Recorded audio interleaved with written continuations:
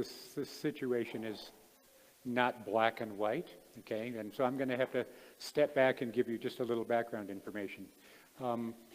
By demand, the Scientific Advisory Board and the company pay a lot of attention to the environment and what's going on. We practice good planetary husbandry. You know, we have to watch out for not only what we're doing today and all of the things we're doing with genetic modification and overfishing and pollution and all of those things, but what's going to happen in the future. So we spend a lot of time and effort focusing on those sorts of things, okay?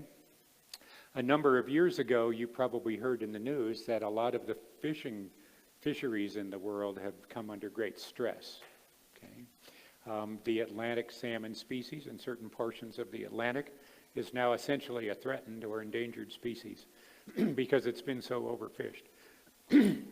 Same thing with the Pacific salmon. It's under so much stress that the California coastal Pacific salmon harvest window is now down to just 6 weeks a year, simply because we're pulling too much of the fish out of the water that the wild stocks are having trouble surviving. The same thing is true in Oregon. Off the coast of Washington here, there's issues with those salmon that are being harvested out of there are having an increased amount of contaminants present in their tissue and their skin when you harvest them, and the fish and the oils and so on. And up in Alaska, they're continuing to reduce the amount of wild-caught salmon that they're allowing to be pulled out of the water by controlling the fishing licenses and the time windows in which those licenses can be executed. So it's a big challenge. We've been working with this thing for a number of years. You know, we work very closely with the Norwegian government up in northern Norway. We were one of their first salmon way back, and we started researching it in the late 1970s, looking for omega-3s and the best way to do it. We developed technologies with them that allowed for the extraction and purification of a single species of fish oil, salmon oil. A big, long story. I won't go too much deeper into that. But let me tell you what's going on. We use a lot of ocean-based raw materials in our product line. We use salmon as a dominant one, but we use tuna and anchovy and mackerel and cod and sardines and pollock and anchovy and herring and all of those. We get not only omega-3s from that, we get vitamin A and vitamin D and other things from those fish. The vast, vast majority of those things are wild caught. And we practice very distinct sort of planetary husbandry behavior. For example, we get a lot of tuna, but we only get tuna from dolphin-free portions of the world, and we get it from certified dolphin-free fish or tuna, and dolphins often run together, and in the process of harvesting tuna, a lot of the fisheries will harvest a lot of dolphin along with them. They sort of get caught in the nets, if you will, and so the dolphin populations in some parts of the world are under stress. We only buy our tuna from dolphin-free fishing zones, from dolphin-safe fishing practices in order to preserve the dolphin population. It's one of the many, many, many things we do that are in the background that you guys probably don't even know about, that the company does in your name and the company's name as a mechanism of being good planetary caretakers, right? Not only for the moment of today, but for the future. Okay. So all of our aquatic resources are sustainable.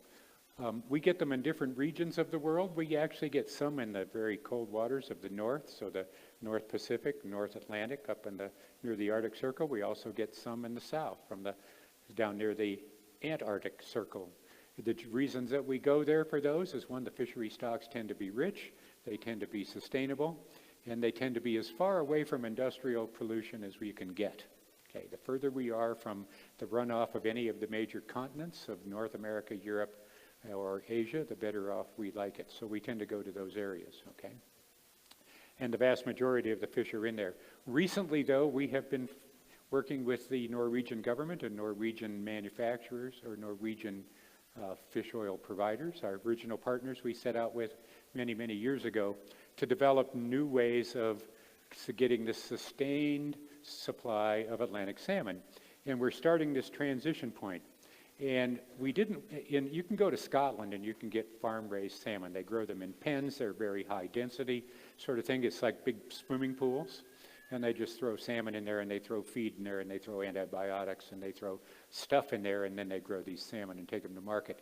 That's been going on for years. We visited those sites. They were not people we could do business with. not only because of what they were producing was not something that we wanted to produce, but their husbandry towards the species was not what we wanted. So places like Scotland are off the list for us. But up in northern Norway, they have these things called fjords, right? And these giant fjords are open to the sea. I don't know if you've ever been there, but the sea moves in and out of those things. They have really high tides. They'll have a 10 or 12 foot change in the tides up there, so there's this constant flushing going on. And we've developed this idea of fjord-grown salmon, Atlantic salmon, so that they're grown in fjords, which is a natural habitat for them. Those fjords are open to the sea so that they can move in and out, but they grow because they're populated here in the fjords. They tend to stay in the fjords, okay? And we grow them there. So we are transitioning to where part of our omega-3 supplies are going to come from that source. It's essential that we do that simply because there's so much stress on the Atlantic salmon that we need to begin to we want to be part of the solution, not part of the problem of this species being pushed to the edge of extinction. So we've embraced this sort of what we call fjord-raised salmon as a sort. It is raised in the sense that we intentionally raise them as opposed to just going out and throwing a net over and seeing what you get. We intentionally raise these things, just like we intentionally raise carrots, and we intentionally raise tomatoes, and we intentionally raise these other things. We intentionally raise these omega-3 sources, these salmon.